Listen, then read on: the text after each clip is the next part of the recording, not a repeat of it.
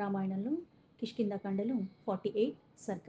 ఇక్కడ అంగదాదులు వింధ్యకు దక్షిణ దిశగా ప్రదేశంలో అంతటా సీతాదేవి కోసం అన్వేషించటం, కండు మహర్షి శాపంతో అరణ్యమంతా కూడా నిర్జన అరణ్యమైపోయింది. అటువంటి ప్రదేశంలో కూడా సీతాదేవి కోసం అన్వేషించారు. ఆ సందర్భంలో అంగదుడు ఒక ఘోర రాక్షసుణ్ణి కూడా నేల కూర్చట, అవన్నీ ఇక్కడ చెప్పబడి ఉన్నాయి.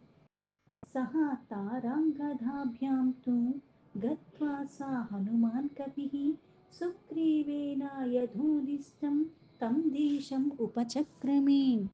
తారుడు, అంగదుడు ఇటువంటి వారితో కలిసి వెళ్ళిన ఆ వానర ప్రముఖుడైన హనుమంతుడు సుగ్రీవునొక్క ఆదేశాన్ని అనుసరించి ఏ ఏ దేశాల్లో వెతకమని చెప్పారో ఆయా దేశాలకు వీళ్ళందరూ కూడా బయలుదేరి వెళ్ళారు. సతు దూరం ఉపాగమ్య సర్వేరస్త్రే కపి సత్తమేహ విచీనోతి స్మ వింధ్యస్య గుహాశ్చ గహనాని చ పర్వతాగ్రాన్ నదీ దుర్గాన్ సరాంసి విపులాన్ ధ్రుమాన్ వృక్షషండాశ్చ వివిధాన్ పర్వతాన్ ఘనపాదపాన్. ప్రముఖులైన ఈ వారర వీరులందరూ కూడా వెంటనే అక్కడ మళ్ళీ హనుమంతుడికి దూర ప్రయాణాన్ని గురించి, అలాగే తిన్నగా వీళ్ళందరూ వింధ్యకైతే చేరుకున్నారు. అక్కడికి చేరిన తర్వాత అక్కడున్న ప్రతి గుహలోనూ, దట్టమైన అడవి ప్రాంతాల్లోనూ, వింధ్య పర్వత శిఖరాల మీద, నదీ తీరాలలో, ఆ దుర్గముల్లో కూడా, సరస్సుల్లో విశాలమైన చెట్లు, అలాగే చెట్లుతో ఒప్పుల్లో ఉన్న ఆ ప్రదేశాలు, ఇలా అన్ని గిరులని, వృక్షాలని అన్నిటినీ కూడా చాలా చక్కగా సీతాదేవి కోసం గాలించి గాలించి వెతికారు. అన్వేషణ మానసి సర్వే వానరాః సర్వతో దిశాం న సీతాం దదృశిర్వీర మైథిలీం జనకాత్మజాం.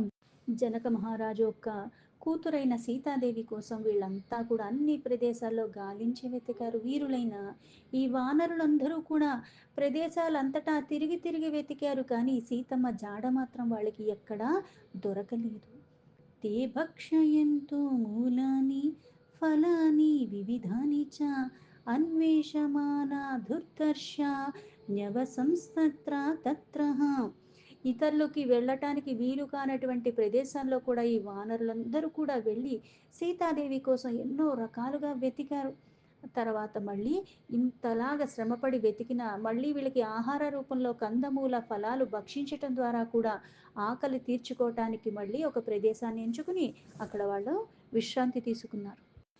సతోదేశో దురన్వేషో గుహా గహనవాన్ మహాన్ నిర్జలం నిర్జనం శూన్యం గహనం రోమహర్షణం తాదృశాన్యప్యారణ్యాని విచింత్య వృషపీడితాః. వింధ్య పర్వత పరిసరాల్లో చుట్టుపక్కలంతా కూడా అక్కడ అంటే కొన్ని కొన్ని ప్రదేశాల్లో అసలు వెళ్ళటానికి కూడా వీలు లేనటువంటివి ఉన్నాయి. అట్లాంటి గుహలతో ఉన్న ఆ ప్రదేశంలో పైగా కీకరణ్యము నిండిపోయి ఉన్న ప్రదేశాలు, అక్కడ పైగా నీరు దొరకదు, తినటానికి కానీ ఏది దొరకదు. అక్కడ అసలు ఎవరు జనాలన్న వారు ఎప్పుడూ సంచరించరు.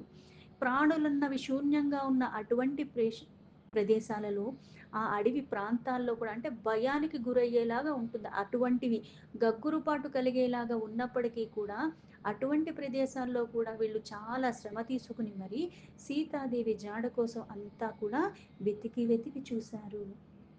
త్వత్తాహతు తం తథా దేశం సర్వే వై హరియూతపాః దేశమన్యం దురాదర్శం వివేశుశ్చాకూతో భయాః. తర్వాత ఆ వానర వీళ్ళందరూ కూడా ఆ ప్రదేశం అంతా వెతికేశారు. ఇంకక్కడ దొరకని కారణంగా దాన్ని విడిచి మళ్ళీ ఇంకొక ప్రదేశం, అక్కడ కూడా దుర్గమమైన ప్రదేశము, అంటే అక్కడ ఎవరు సంచరించరు, ఎవరు వెళ్ళరు. అటువంటి ప్రదేశాల్లో కూడా నిర్భయులై వీళ్ళు ఆ తల్లి జాడ కనుక్కోవటానికి ప్రవేశించారు. యత్ర వంద్యఫల వృక్ష విపుష్పాః పర్ణవర్చితాః నిస్తోయాః సరితో యత్ర మూలం యత్ర సుదుర్లభం న సంతి మహిషా యత్ర నా మృగా న చ హస్తినః శార్దూలాః పక్షిణో వాపి ఏ చ అన్యే వనగోచరాః.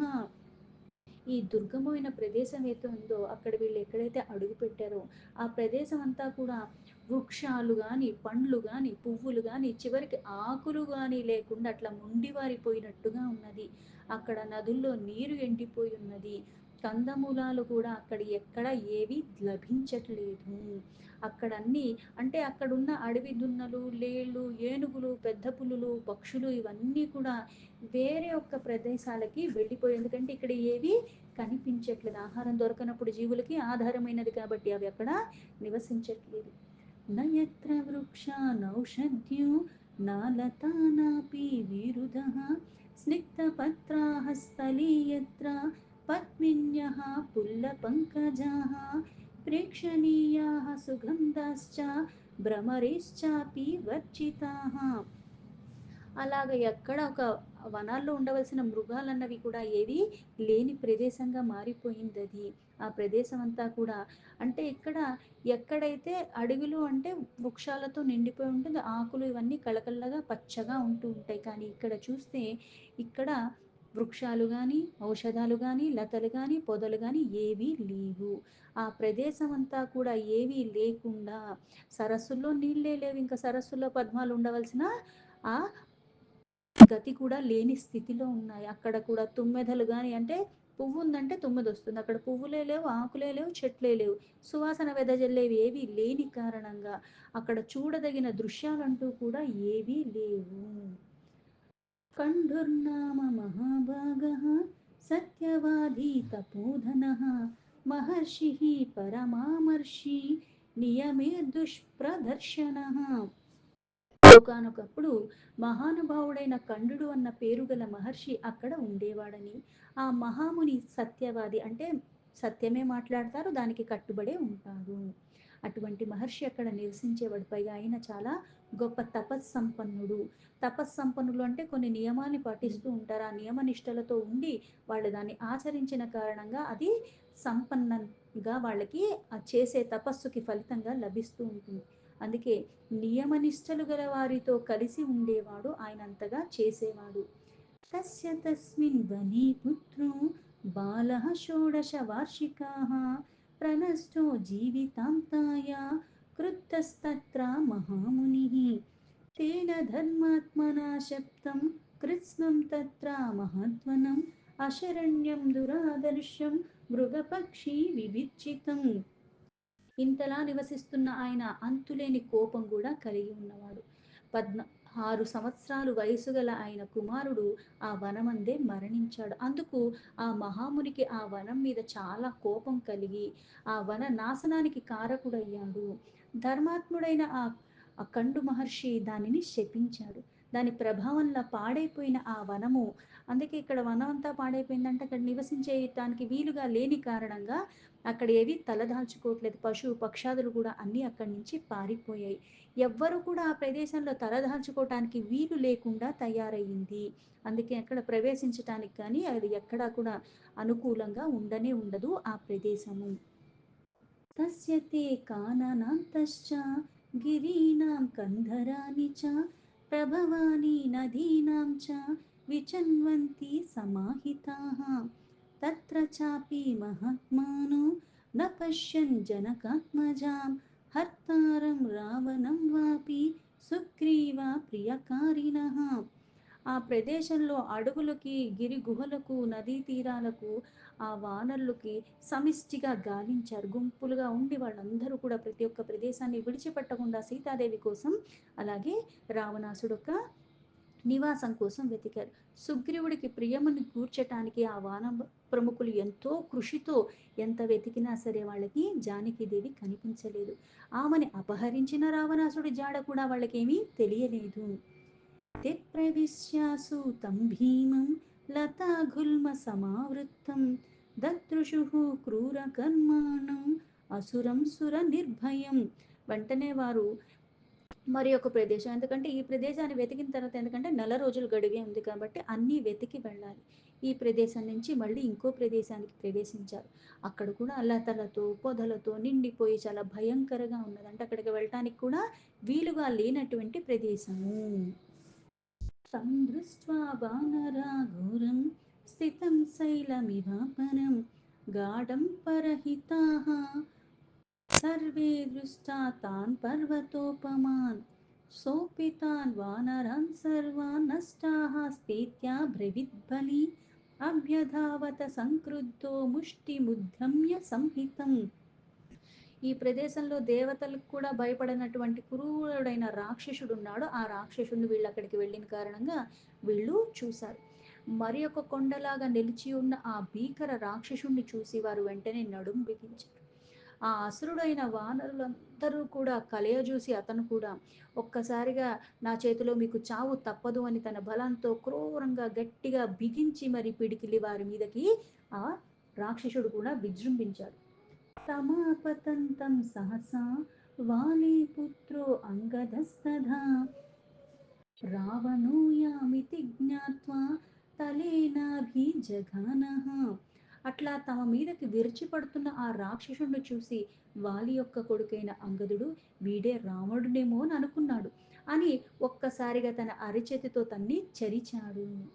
సవాలి పుత్రాభిహతు వక్త్రాచోనీతముధ్వమన్ అసురోభ్యాపతదుద్భూమౌ పరస్తా ఇవ పర్వతః. ఇది రాక్షసుడైన రావణాసుడే అని అనుకున్నారు తప్పితే అందుకుని వెంటనే దొరికిందే సందు. ఎందుకంటే రామకార్యం చెయ్యాలి అని తహతహలాడుతున్న వాళ్ళు ఒక్కసారిగా గట్టిగా చరిచేశాడు అంగదుడు. వాలీసూతుడైన అంగదుడు ఒక్క దెబ్బ ఆ అసురుడు దిమ్మ తిరిగిపోయాడు.